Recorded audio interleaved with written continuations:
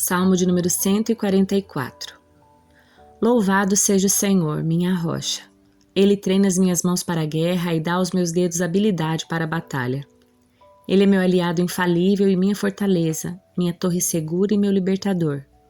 Ele é meu escudo em quem eu me refugio. Faz as nações se sujeitarem a mim. Ó Senhor, quem são os seres humanos para que prestes atenção neles? Quem são os simples mortais para que penses neles? São uma brisa, seus dias são como uma sombra que passa. Abre os céus, Senhor, e desce. Toca os montes para que soltem fumaça. Lança teus relâmpagos e dispersa os inimigos. Atira tuas flechas e confunde-os.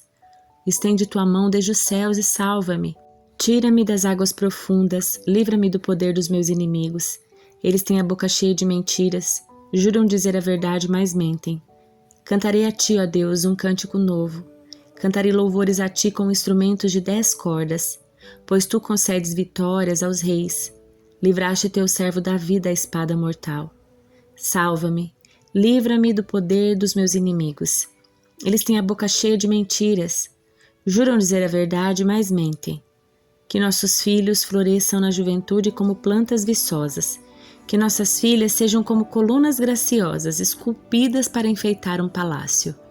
Que nossos celeiros fiquem cheios de colheitas de todo tipo, que os rebanhos em nossos campos se multipliquem aos milhares e até dezenas de milhares, que nossos bois fiquem carregados de alimentos. Que nenhum inimigo consiga romper nossos muros, que ninguém seja levado ao cativeiro nem haja gritos de angústia em nossas praças.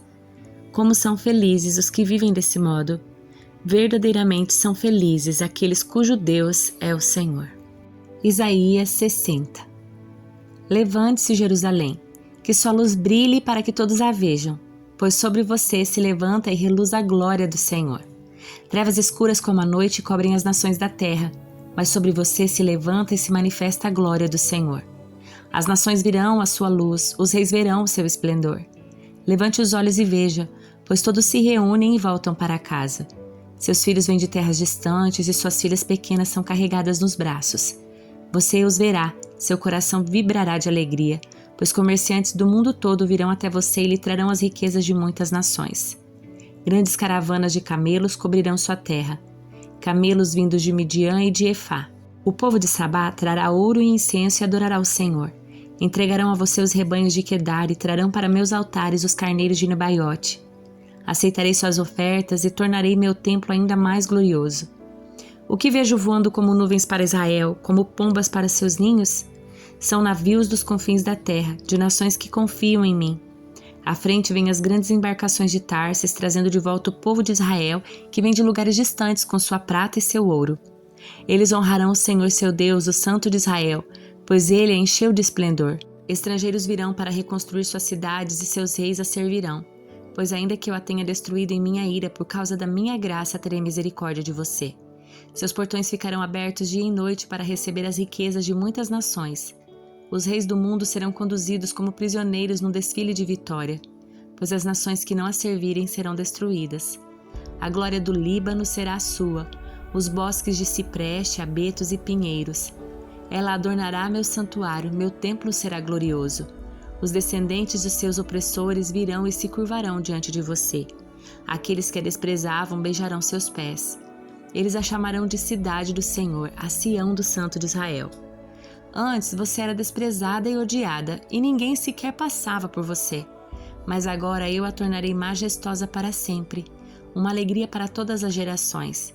Reis poderosos e grandes nações atenderão a todas as suas necessidades como se você fosse uma criança amamentada por uma rainha.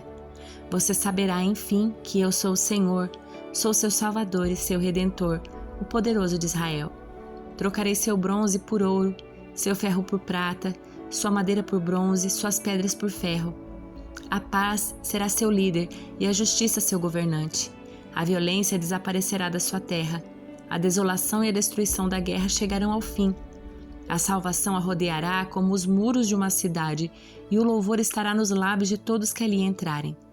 Você não precisará do brilho do sol durante o dia, nem da claridade da lua durante a noite, pois o Senhor será sua luz eterna. Seu Deus será sua glória. Seu sol nunca se porá, sua lua nunca deixará de brilhar, pois o Senhor será sua luz eterna. Seus dias de lamento chegarão ao fim. Todo o seu povo será justo. Possuirão a terra para sempre, pois eu os plantarei ali com as próprias mãos, para manifestar a minha glória. A menor família se tornará 1000 pessoas, e o grupo mais minúsculo uma nação poderosa. No tempo certo, eu, o Senhor, farei isso acontecer. Ezequiel capítulos 39 e 40. Filho do homem, profetize contra Gog, transmita-lhe esta mensagem do Senhor soberano. Sou seu inimigo, ó Gog, príncipe que governa as nações de Meseque e Tubal. Eu o farei dar a volta e o trarei do extremo norte, e o conduzirei em direção aos montes de Israel. Derrubarei o arco da sua mão esquerda e as flechas da sua mão direita. Você, seu exército e seus aliados morrerão nos montes.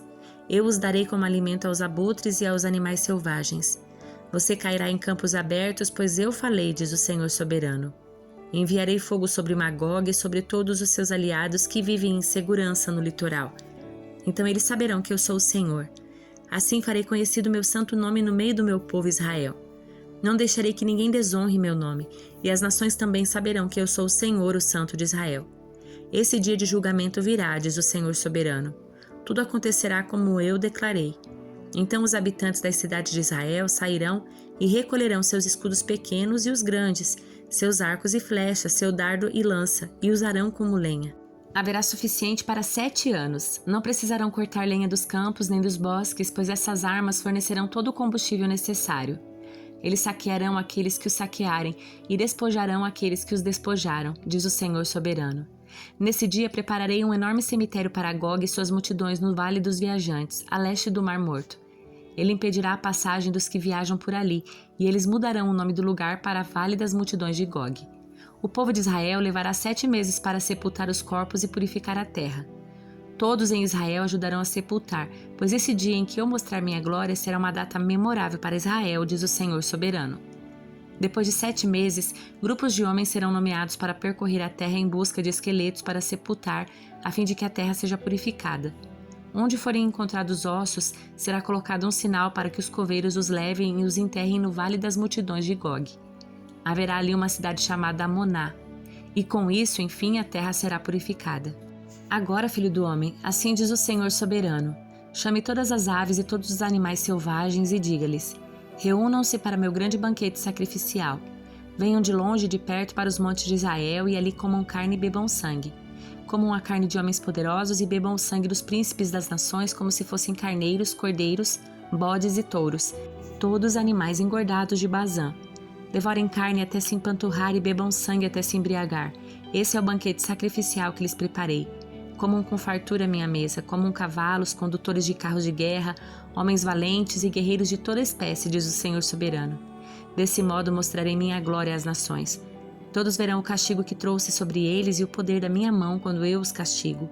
E daquele dia em diante o povo de Israel saberá que eu sou o Senhor seu Deus. As nações saberão por que Israel foi enviado para o exílio. Foi como castigo por causa do pecado, pois foram infiéis a seu Deus. Por isso me afastei deles e os entreguei a seus inimigos para que os destruíssem. Escondi deles o rosto e os castiguei por causa da sua impureza e dos seus pecados. Portanto, assim diz o Senhor soberano: acabarei com o exílio do meu povo, terei compaixão de todo Israel, pois tenho zelo por meu santo nome. Quando voltarem para sua terra e viverem em segurança, sem que ninguém lhes cause medo, assumirão a responsabilidade por sua vergonha e infidelidade no passado. Quando eu os trouxer de volta das terras dos seus inimigos, mostrarei minha santidade no meio deles para que todas as nações a vejam.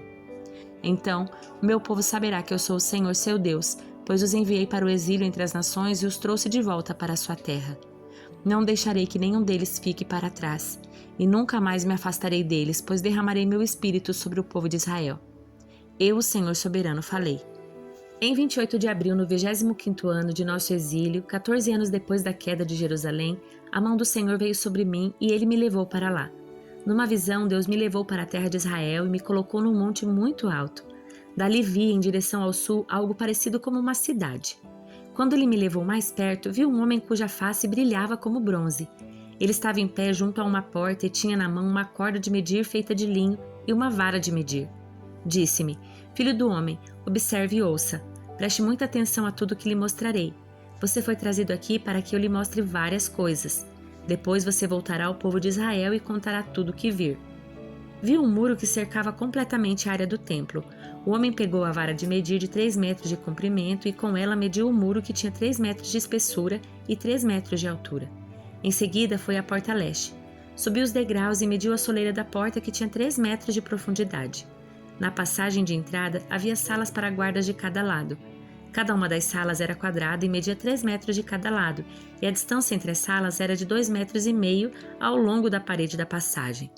A soleira interna da porta, que dava para o pórtico na extremidade interna da passagem de entrada, tinha 3 metros de profundidade. Ele também mediu o pórtico. Tinha 4 metros de extensão e suas colunas tinham 1 metro de espessura. Esse pórtico era a extremidade interna da passagem da entrada e era voltado para o templo. Havia 3 salas de cada lado da passagem de entrada.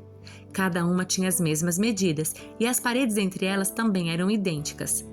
Então, o homem mediu a porta de entrada que tinha 5 metros de largura e 6,5 metros de comprimento na passagem. Em frente de cada sala havia uma mureta com 0,5 metros de altura. As salas propriamente ditas tinham 3 metros de cada lado. Então ele mediu toda a largura da porta, a distância desde a parede dos fundos de uma sala para guardas até a parede dos fundos de outra sala. Essa distância era de 12,5 metros. Mediu as paredes divisórias ao longo de todo o interior da passagem até o pórtico. A distância era de 30 metros. O comprimento total da passagem de uma extremidade à outra era de 25 metros. Nas paredes das salas e em suas paredes divisórias havia janelas embutidas que se estreitavam em direção à parte interna. Também havia janelas no pórtico. As superfícies das paredes divisórias eram enfeitadas com entalhe de palmeiras. Então o homem me levou pela entrada até o pátio externo do templo. Ao longo das paredes do pátio havia uma calçada, e junto às paredes havia 30 salas que abriam para a calçada. A calçada ladeava as portas e seu comprimento desde os muros até o pátio era o mesmo da passagem de entrada. Essa era a calçada inferior. Em seguida, o homem mediu a largura do pátio externo do templo entre a entrada externa e a interna, e a distância era de 50 metros. O homem mediu a porta norte da mesma forma que a leste. Também ali havia 3 salas e um pórtico. Todas as medidas eram iguais às da porta leste. A passagem da entrada tinha 25 metros de comprimento e 12,5 metros de largura entre as paredes dos fundos de uma das salas para guardas e a parede dos fundos da outra sala. As janelas, os pórticos e os enfeites de palmeiras eram idênticos aos da porta leste. Havia 7 degraus que davam para a passagem da entrada e o pórtico ficava na extremidade interna da passagem de entrada.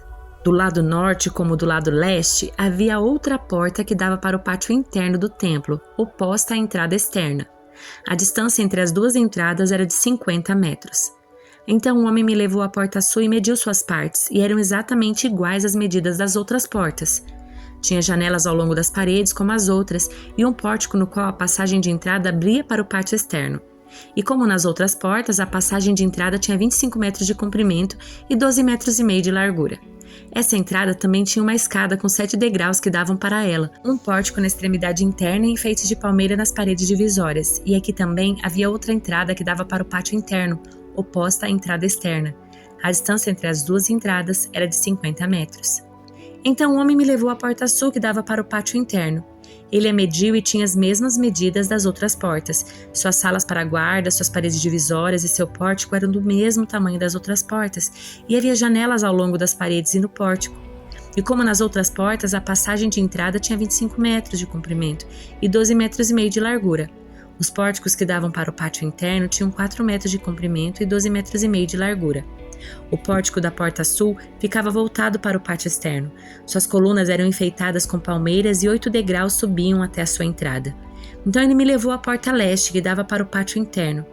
Ele a mediu e tinha as mesmas medidas das outras portas. Suas salas para guarda, suas paredes divisórias e seu pórtico eram do mesmo tamanho das outras portas, e haviam janelas ao longo das paredes e no pórtico. A passagem da entrada tinha 25 metros de comprimento e 12,5 metros de largura. Seu pórtico ficava voltado para o pátio externo. Suas colunas eram enfeitadas com palmeiras e 8 degraus subiam até sua entrada. Então ele me levou à porta norte que dava para o pátio interno. Ele a mediu e tinha as mesmas medidas das outras portas. Suas salas para guarda, suas paredes divisórias e seu pórtico tinham as mesmas medidas das outras portas e janelas, dispostas da mesma forma. A entrada da passagem tinha 25 metros de comprimento e 12,5 metros de largura. Seu pórtico ficava voltado para o pátio externo. Suas colunas eram enfeitadas com palmeiras e 8 degraus subiam até sua entrada. No pórtico de uma das entradas internas havia uma porta que dava para a sala lateral, onde era lavada a carne para os holocaustos. De cada lado desse pórtico havia mesas onde os animais para os sacrifícios eram abatidos para os holocaustos, as ofertas pelo pecado e as ofertas pela culpa. Do lado de fora do pórtico, de cada lado das escadas que subiam para a entrada norte, havia mais 2 mesas. Havia, portanto, 8 mesas no total, 4 do lado de dentro e 4 do lado de fora, onde se abatiam os sacrifícios. Também havia 4 mesas de pedra cortada para o preparo dos holocaustos, cada uma com 75 centímetros de comprimento e de largura e 50 centímetros de altura. Sobre essas mesas eram colocados os instrumentos para abater os animais para os sacrifícios. Havia ganchos, cada um com 8 centímetros de comprimento, presos ao redor das paredes do pórtico. A carne dos sacrifícios era colocada sobre as mesas. Dentro do pátio interno havia 2 salas, uma ao lado da porta norte, voltada para o sul, e a outra ao lado da porta sul, voltada para o norte. E o homem me disse: a sala ao lado da porta norte é para os sacerdotes que supervisionam a manutenção do templo. A sala ao lado da porta sul é para os sacerdotes encarregados do altar, os descendentes de Zadok, pois somente eles, dentre todos os levitas, podem se aproximar do Senhor para servir diante dele. Então, o homem mediu o pátio interno e era um quadrado com 50 metros de largura e 50 metros de comprimento. O altar ficava no pátio em frente ao templo. Então ele me levou ao pórtico do templo. Mediu as paredes de ambos os lados da passagem para o pórtico e tinha 2,5 metros de espessura. A entrada propriamente dita tinha 7 metros de largura e as paredes de cada lado da entrada tinham mais 1,5 metro de comprimento. O pórtico tinha 10 metros de largura e 6 metros de profundidade. 10 degraus subiam para ele com uma coluna de cada lado.